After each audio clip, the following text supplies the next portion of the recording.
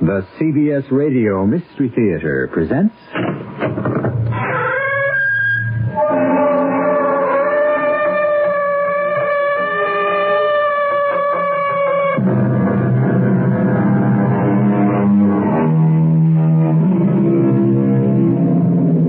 Come in. Welcome. I'm E.G. Marshall. What do a ladder leaning against a building, a black cat, spilt salt, or knocking on wood have in common? That's right. They're all superstitions. But since superstitions are only the children of ignorance, in this world of expanding knowledge, nobody really believes in them anymore. Or do they? And if anyone does, surely the calm, clear logic of 20th century science could illuminate, banish, and defeat the dark clouds of superstition. Or could it? Listen and decide for yourself. 2 hours overdue, and he isn't hollering Mayday over our emergency radio digger. It doesn't look good. That front that went barreling through under us? Well, he could have gotten caught in that. And ditched. Was a rum go for a while. Yeah. Better hang on the pipe just the same. Well, how it looks right now, that poor guy might have bought it.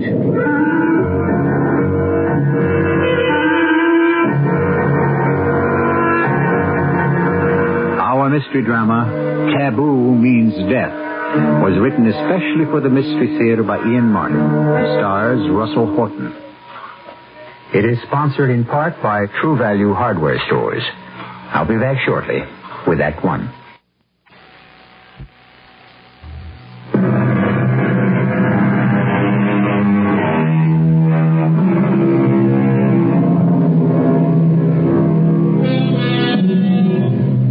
This story is out of today's headlines. Some of it you may remember. It shouldn't be too difficult to tempt you to listen to it, since in order to do so, you must travel with me the South Pacific to the island paradise of Western Samoa, Upolu.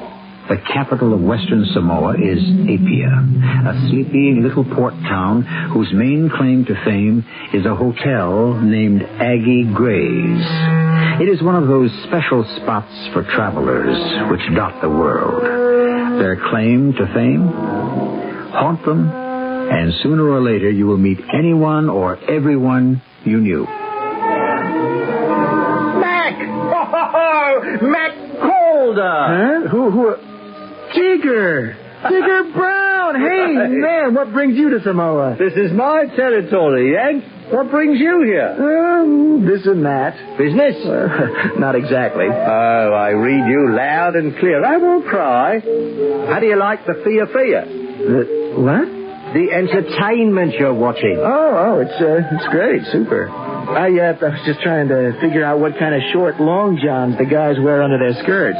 Skirts? Oh, I see I've got to educate you, Yank.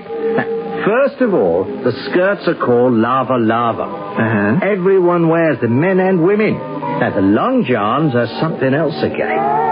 Only the sons of the chief wear them. They look like Spider-Man. What is it, some sort of woven material? Well, it's a garment none of them ever can take off. A tattoo needled right onto the skin. Well, from above the waist to below the knee? That's right. Oh, man, I bet that hurts. Oh, too right. Well, why? Do they really believe that stuff in this day and age? You better believe it, if you want to hang around the islands. I don't. I want to get out of here as fast as I can. That's why I'm here. Oh, that's a bit contradictory. You want to shed some light? Only to someone I can trust. Think I've changed that much in such a short time? Nah. Only I don't see how you can help. Well, want to give it a whirl? At least you're someone I can talk to. Fire away. Not here. Is there somewhere else? Sure. I have a room in the quiet sector of Aggie's over the garden, where all you can hear are the birds sing and the mangoes drop.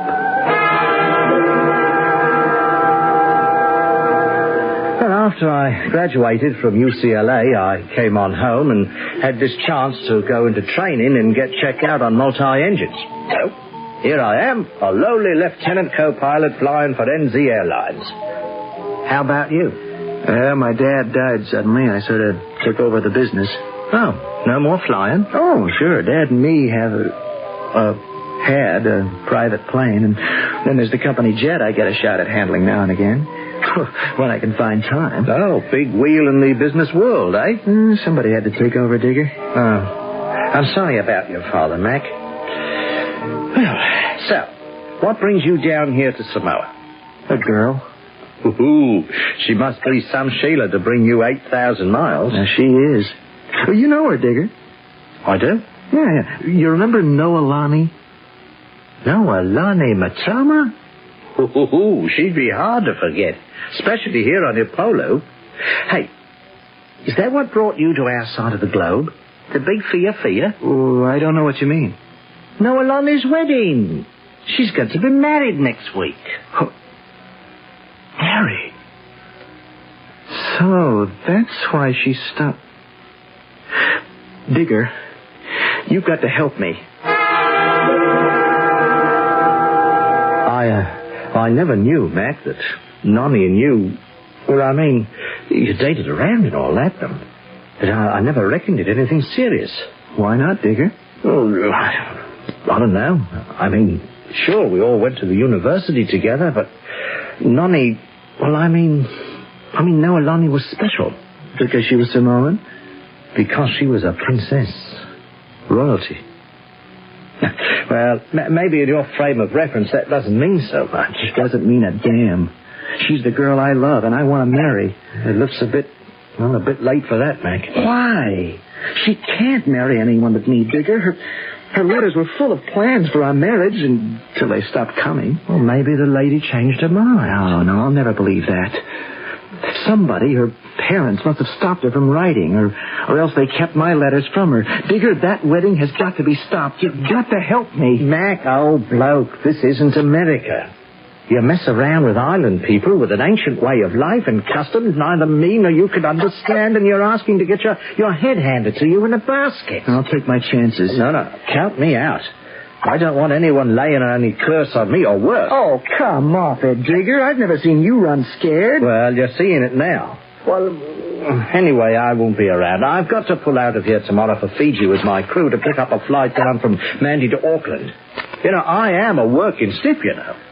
Okay. Do one thing for me, Digger, huh? What? Well, you know the ropes here. I can't even locate Nonny. No one will tell me where she is.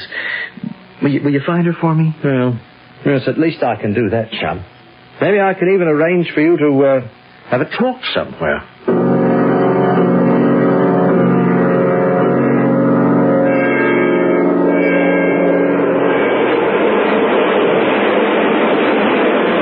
Noelani? Mac?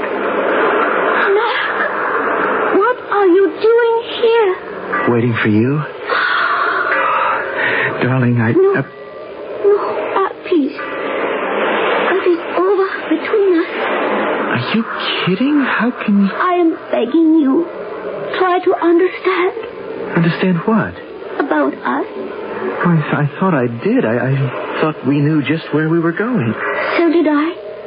But it has been a long time. You know why? I wrote you. My father died, and there were things I had to do. And my father died. And I found out there were things I had to do. What does that mean? I could never explain. It is why I didn't write. Well, now I'm here in the flesh. Can't you tell me? It is very hard. I could guess it might be. You're going to be married, as I get it. So there's another guy. Yes. You know, you might have told me. Saved me a trip halfway around the world. Oh, please. It isn't like that. Isn't like what? I shouldn't have said anything. Forgive me. I am not in a forgiving frame of mind, and you'd better say something. Please. It won't help anything. Or change anything. Maybe not, but don't you think I'm due some kind of explanation? Otherwise, I would never have let Digger set up this meeting. So? Walk with me along the beach, Mac. No, don't hold my hand. Don't touch me. What is this? We're under surveillance? Well, who is it? The FBI? CIA? I believe that we are not alone. That we are watched. That they can see but not hear. So, let me talk.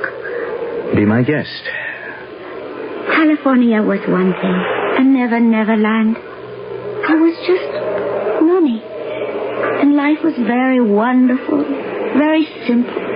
It was our life. And we promised each other it would be forever. I know. What I dreamed of. But you see, I had forgotten I had another life.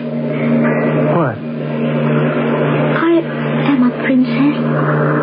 Isn't that a little out of date? When I came home to Samoa, I found out it wasn't. Nani, you're a graduate of UCLA in liberal arts. You can't suddenly come back to a scattering of tin pot little islands and bury yourself in the Middle Ages. Oh, I wish I could be as sure of that as you are. What do you mean? Wash out 1,000 things. Old ties, family history, my personal duty, which I could never explain. Cut it all down to taboo. Taboo? What you would call taboo. Are you trying to tell me I'm taboo for you? Yes. Is that the way you feel? It isn't my decision, Mac. Can't you understand? It is a whole way of life. Look, this is the 20th century. It doesn't matter. I can't marry you. Why not? It is not my decision. Well, whose decision is it? Because I am a princess.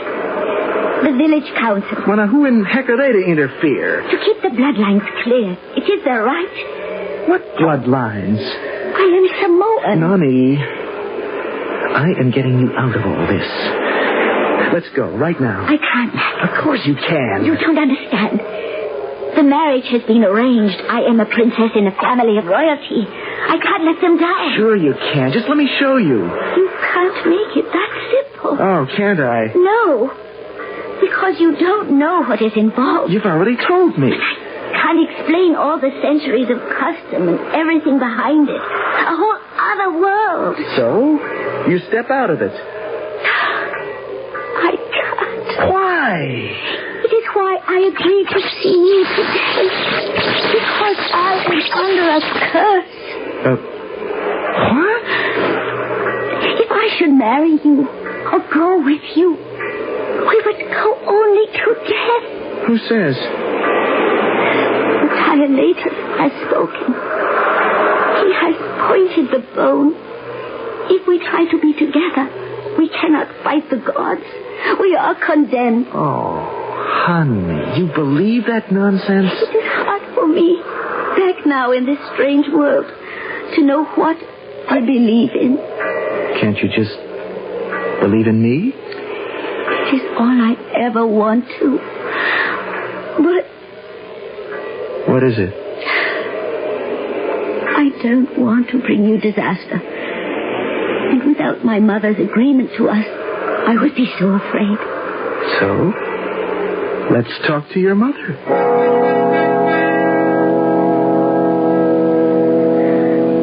Talofa. Talofa. Welcome to my home. Thank you. I don't know how to call you. I am the mother of Noelani. That doesn't help me know the form of the dress. Does it matter? We have little to say to each other. I'm sorry to hear that. I want to marry Noelani. She has been promised to another. Doesn't she have any choice? No. I'd challenge that. If you want. It is a gamble. What do you mean? How strong is the desire? How does it meet the wheeling of the stars? Is it accepted by fate? And are you brave enough to face death? Oh, I'm sorry, but you speak in riddles. Noelani is the last of her line. Tueto, to whom she has been promised, is also purebred. They are chosen by the stars, selected by Tane, their great god. If the promise were to be broken, Tane would send Taiaroa, god of the winds, and Pera, the goddess of fire, to haunt you. Are you ready to challenge all our gods? For Noelani? Yes. For Noelani? Oh, for yourself. No, for her. We love each other, Your Majesty. Nani's happiness lies with me. You are not of our blood. Majesty, Princess, Mother, whatever I should call you, what are all these ancient prejudices? It's a new world. And blood crosses blood and makes the ties that bind everyone together stronger.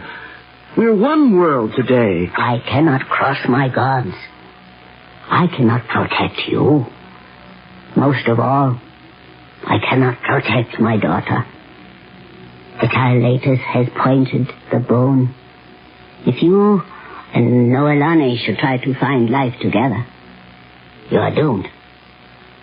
The gods have spoken. Your gods, maybe. Not mine. It looks as though we'll just have to find out which is stronger.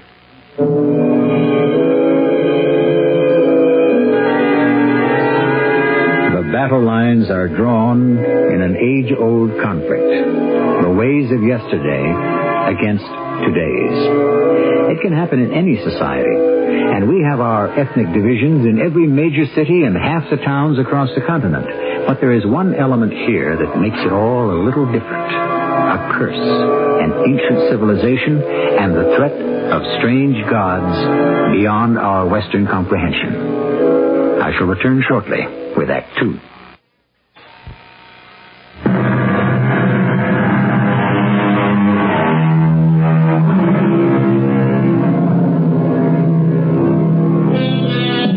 It was Alfred Lord Tennyson who wrote, "'Tis better to have loved and lost than never to have loved at all." But to be in love and have the reason for losing so antiquated and unreasonable as Mac Calder faces is a very special agony. A determination that under no circumstances will he lose. First, convince Noelani of that, and then find the way. We've got to talk, Noelani. Not here. Now what did my mother say? Well, she's not against us exactly, but look, where can we talk? When? The sooner the better. Tonight? Not at night. That is impossible. This afternoon, I must go to market in Apia. Can you find me there? I don't know. What about the big clock steeple? I could meet you there before sundown. But why, darling? Because by then I'll have a plan for us. A plan? Yeah, to get away. Shake off the past. Find our own future. Isn't that what you want? I want it. But how can it work for us? Now, I could have a cab waiting, and we could duck out and head for the airport. Catch the next plane out wherever it was headed. You think my family, my brothers, would allow me to do that? Or anyone else? You have your passport. It's still valid, isn't it? To anywhere, yes. Well, then? First of all, I have to get away from Samoa. If I want to. That is not so easy. Oh, because you don't want to. I don't know what I want. Oh, to be with you, yes. But not to destroy you. Honey, let me worry about that. It isn't that simple. I'll make it that way, but can you meet me just before sunrise at Palaga Airport? Right by the golf course, east of Apia. I know, but why? Well, I'll charter a private plane. There'll be no one to stop us there. We'll fly to New Zealand to be married. And take it the way it comes from then on. You would risk that for me. I'm not worried about your brothers or the family. They'll come around once it's happened. It isn't just the family. You mean all that mumbo-jumbo about the gods? Oh, darling, forget them. Their day has been and gone. They can't touch us. How I want to believe that. You better believe. And promise to meet me at Palaga. May all the gods help us. But yes, I promise.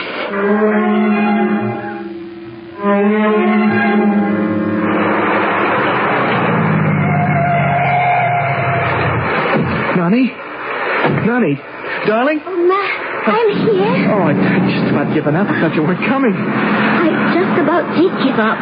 The weather. It is not a good omen. It's nothing, just some rain and a light cloud cover. We'll be out of it 5,000 feet, and it's a cinch the rest of the way in. You have a plane? Yeah, a Cessna 172 high wing. There she is, all set and ready to go. That little thing, it can make it all the way to... Where are we going? Auckland, New Zealand.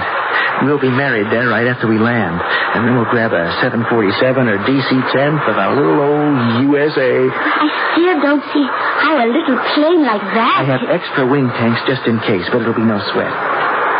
Trust me? If I didn't, would I be here? I promise you, Nani, you're never going to regret this. As God is my witness. I want to feel the same way. I just hope my gods will smile on us, too. Hey, don't pay attention to the sound effects. We're going to leave all that behind. And head right into the eye of the storm. Nani, forget it. We're walking out tall. You can count on it.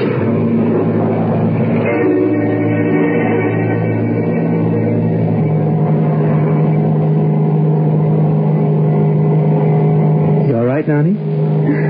I think so. I'm a little wheezy. We're just hitting a few air pockets. When we get enough altitude, it'll be smooth sailing. Soon? Honey, we're 7,000 now. We should break this at 8. Will it be much longer? Well, it takes time to climb. There's nothing else wrong, is there? Don't worry about me, Mac. I started out a little sick at heart. But what upsets me now is my stomach. You're not sorry you came. I would have to be a whole lot sicker than this before that would even occur to me. But I am scared.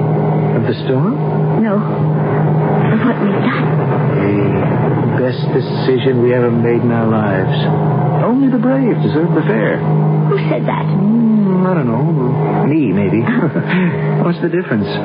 Isn't it the truth? Ah, Nani, we got away with it. No, don't say that. Don't wish us bad luck. Look, what does that signify? We're out front now, and no one from your slow old world can catch us now. Hey, we've got it made.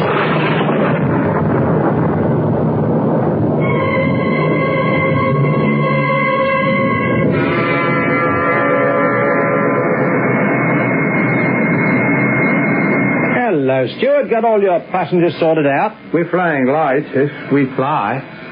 Do we? Now, what does that mean? The weather? Oh, no sweat. We'll get above it most of the way into Auckland. Still, better keep your passengers belted in. It could be a bit choppy. Well, you better get on up to the flight deck. Your pilot suite. That you, Digger? Lieutenant Brown, model co-pilot, reporting to the flight deck, Captain Janus. Yes, I can do without the commentator. Everything ship-shape back there? Sure. So we're flying pretty light. You know, you could shoot possums back there without ever getting near a passenger. If we're flying. What's that mean? Well, did you get clearance from the tower yet? Not yet, but we will. Weather looks a bit rough. Yeah, we'll be out of this by 10,000 and have it clear all the way into Auckland. Well, we still might get a lot of chop on an electrical winger like this. Yeah, we'll leave the seatbelt sign on. There it is. We're cleared.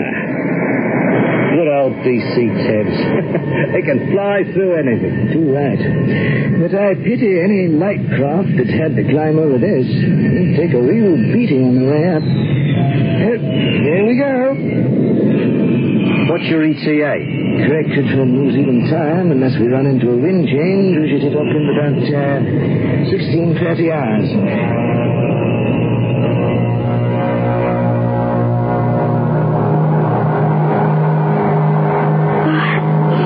What time is it, Mac?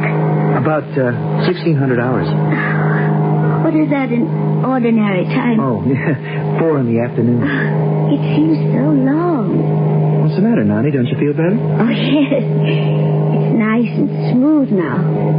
It seems sort of endless. Just clouds and swirls of air. As if we weren't moving at all. You know what I mean? Sort of, perhaps. It's also mysterious, changing. How do you know where you're going? I got the trusty old ADF. ADS? Automatic direction finder. And without that, we could really be in the soup. Oh, which is it, Mac? Which that dial there. See? Oh, yes. Tells our heading exactly. As soon as we get close enough to New Zealand, we can lock on by radio and ride the needle straight in like getting tucked into bed. As simple as that? Simple as that. Unless anything went wrong. And then? Oh, we don't think of that. Why should it go wrong? I can think of so many reasons. Hey, forget it. We're out of your old world of vengeful gods, princes, and all along. This is the 20th century. They don't exist. All we need is a simple little old computer, and we're home free. What's that? Oh, it's a little early, but I'm just trying to pick up Auckland Radio Center, get a fix at just where we are. That's funny. It should be within their range by now. There's something wrong, isn't there? What could be wrong? We're lost, Matt. Tell me the truth. Are we? Of course not. I must have the wrong frequency. Hold it, Molly, till I can make contact.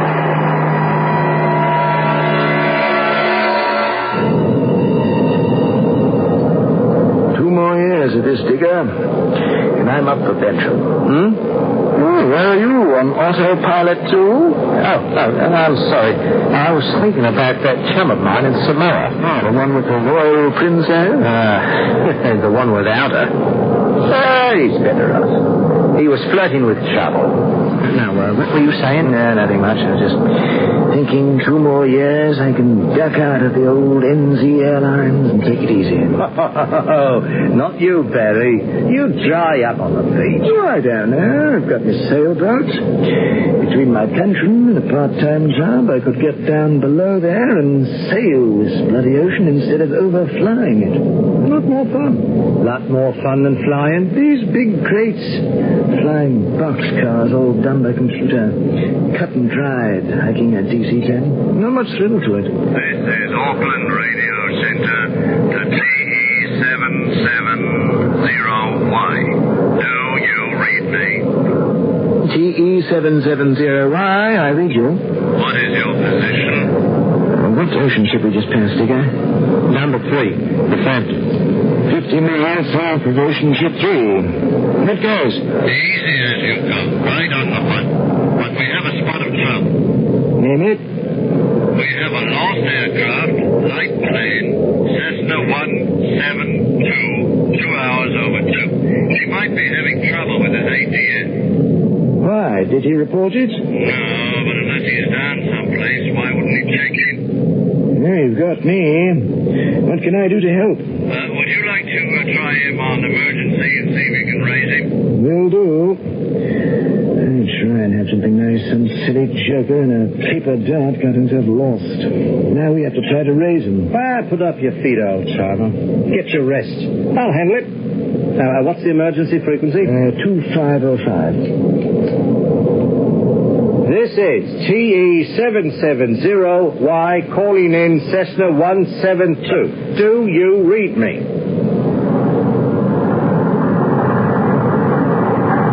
This is TE770Y calling in Cessna 172. Do you read?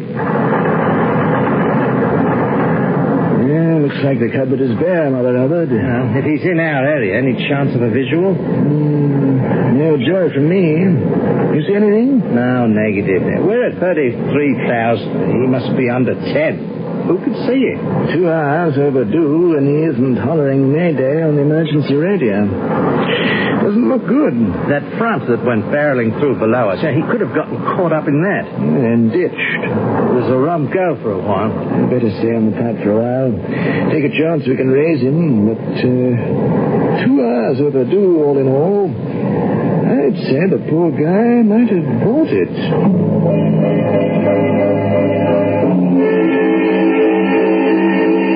A small plane with limited fuel adrift on the vast expanse of the South Pacific. That ocean with a deceptive name, where storms and tornadoes and cyclones and wild disturbances sweep the blue waters and mount in weather towers to shock the air above. Is an ancient curse to wreak its revenge on 2 young people? I shall return shortly with Act 3.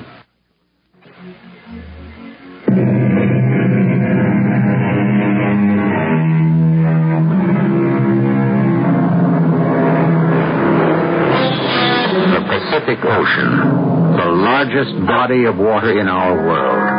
Some 63,801,500 square miles. The proverbial needle in the haystack would loom as large as the Empire State Building compared to a small plane lost in its vastness. And even Mac is having to admit at last that's what he is, lost. We might as well face it, Mac. We're lost. No. Darling, we have been. Ever since I decided to challenge the Taboo. Nani, let's cut out that nonsense. It isn't nonsense. I'm just so sorry I did this to you. Look, there's no real sweat yet. I still have a couple of hours gas in the tank, and sooner or later I'll raise some on the radio and get a fix. Level with me? Sure, how? If the direction finder, or whatever it is out of whack, we don't know where we are. We're hours overdue. We could be heading for the South Pole for all we know. We can't be that far off. I mean, I would have... You mean you don't want me to know the real truth? Darling, I do. It's all right. What does that mean? I never wanted anyone in my life but you. I'm glad I defied those old gods and came with you. Hey, Nani, don't cash us in yet. All of them. They made me feel the gods had set their faces against us. I know it isn't right. But it's how they made me feel. It's a kind of brainwashing. I wasn't strong enough to stand against it alone. It's over. You can forget it. I thought I had. Until what has happened has proved them right. No, Alani. Darling. Now listen to me. Do you believe in those gods more than you do in me? Oh, Mac. What can I say? Would you be here with me now if you did? No, I suppose. I guess not. Then you believe in my God and us. Promise me? What can he do to save us? I don't know. Only that he will. That he'll shatter the old taboo and splinter all those old bigotries and superstitions and bring us home safe. Just believe, darling. That's all I ask. All right, Mac. I believe. I really do. What's that? The radio. Maybe we made a contact. This is T770Y calling in Cessna 172 to you, read. Cessna 172, acknowledge. Who are you? New Zealand, flight from Auckland, DC-10. Are you lost? Yes, I think there's something wrong with my ADF. Do you know your position? Negative. How much fuel do you have left? Maybe 2 hours. Where are you? I could give you coordinates, but I don't think it matters. Do you have us in view? Negative. Hey, you sound kind of familiar. Who are you? Planet Editing a Planet, Couple the DC-10 TE770Y. Digger! This is Mac. Mac Calder. Mac! What's that, you silly son of a bleak cook? What are you doing starting up an air police search? Well, you remember the friend of yours who had a Cessna? I borrowed it to sneak Noelani out of the islands. Think you got yourself lost, huh? Nani blames it on Tarofa and all his other old gods. I kept telling you we had a few guys on our side, too.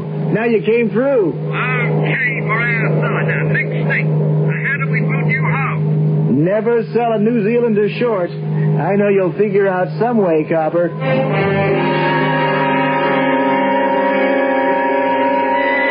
Auckland Radio Center. Captain Merritt in TE770Y. We found you off Gatling now. The Cessna 172. Right. Where? That's the question. Do you have him in view? Now, John, we're going to try to box him in. Will you stand by to help us and help at all generals? You have us all the way, but we have no other contact with him but you. How is he for fuel? Thumbs up so far, but it could get sticky. We'll stand by you all the way. Over and out.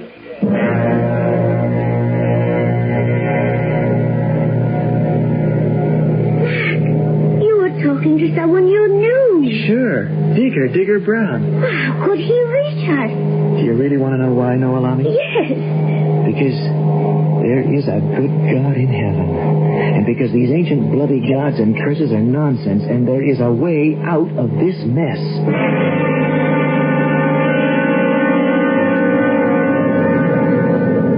Okay, Shot, I bow to youth. How are we going to locate this fly speck? Well, we can guess by his fuel consumption he can't be too far south of us. But we don't know what heading he's been flying on. So we've got to find out if he's right or left of us. How can we mark his longitude?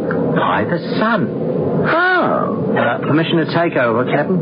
Be my guest. My problem was I didn't retire soon enough.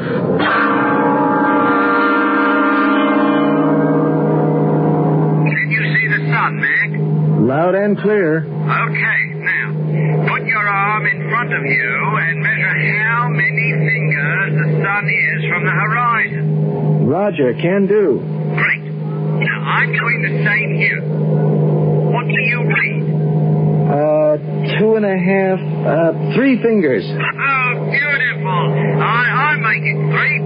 We can't be that far apart. What altitude are you at? 9,500. We're at 33. Can you make us? No, nothing. We'll try to blow a contrail. Keep looking, and we're coming down to your level. Be right back to you.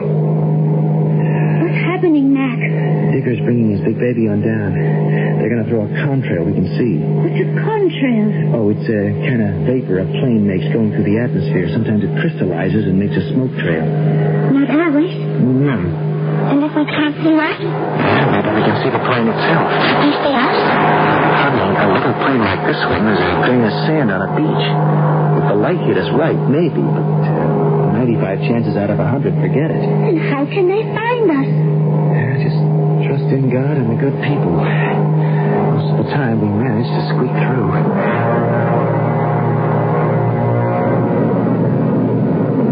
What's our altitude? 12,000 and dropping. So's the sun. Yeah. It's going to be dark pretty soon. You better contact your boy again and tell him how tight it is. Will do. Mac, this is Digger again.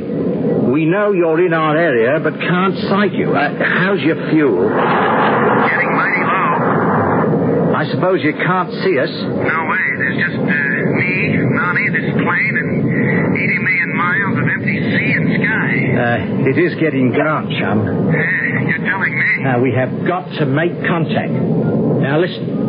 We're going to dump some fuel. You and Nonny keep your eyes peeled for the trail. Now, we've already come on down to about your altitude, 10,000. Watch for the fuel dump. If you don't see it in the air, you'll see it on the ocean. Roger? Roger. Over and out for now.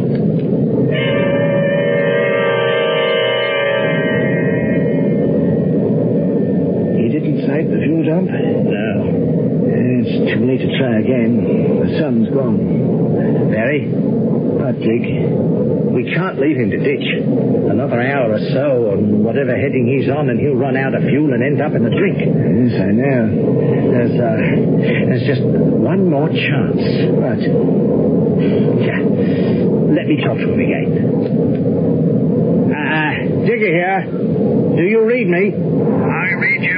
Now, I can't dump any more fuel. It's too dark for you to pick up our trail. Now, there's just one more chance. Hey, I'll grab whatever you've got. It's just a hunch. But I have a feeling we're not that far apart. Now, I'm coming down out of the cloud cover. You go down, too. It's almost dark now. As soon as it is, I'm turning up every damn light on this plane till we're glowing like a Christmas tree. Cabin, landing lights, strobes, emergency, everything. So you better be like any one of the 3 wise men and follow yonder star. Merry Christmas, bloke.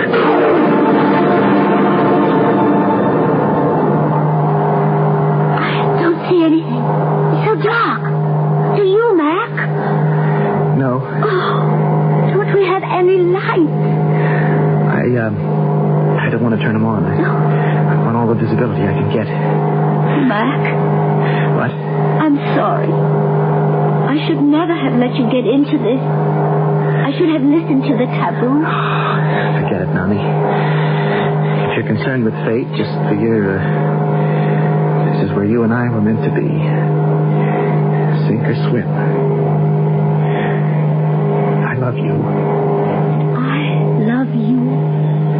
In sickness or health. Till death do us Join. what? Join. Nothing will ever part us. You really believe that? Yeah, with all my heart. What the... Tally ho! Look! Merry Christmas! Did you ever see a more beautiful tree? Oh, Matt! Tally ho! Tally ho, Digger and Barry, you gorgeous beauties! I have you in view! Then don't lose us. Don't worry! We're throttling now, leaving down as far as we can to match your cruising speed, but don't you lose us. Just stay at my tail, and I'll ride you home safe. Do we have enough gas to make it, Matt? With our luck, we just plain gotta have. Honey, God's been on our side all the way.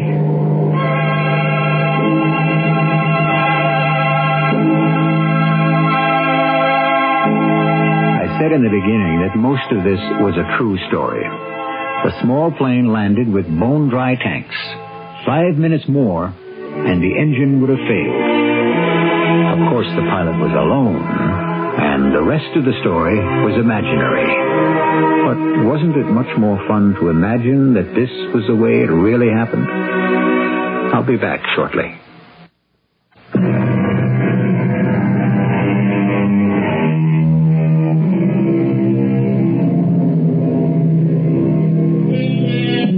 Our story was an interesting experiment in the telling of tales.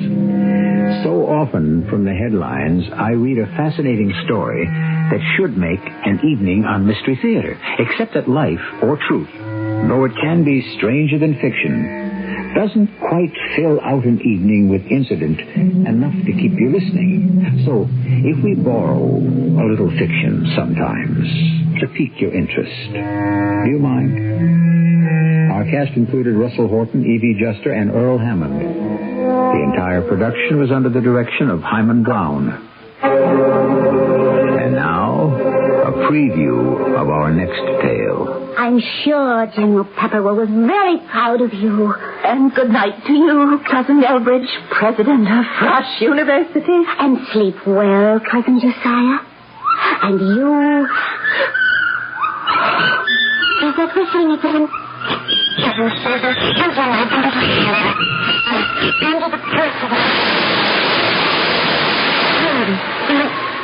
can't tell whether it's the lamplight throwing strange shadows or... Do you see what I hear? Tell me what you think. As we saw this afternoon, but with one horrible difference. His body is there. But poor Cousin Cuthbert has no head. Mrs. E.G. Marshall inviting you to return to our Mystery Theater for another adventure in the macabre. Until next time, pleasant dreams.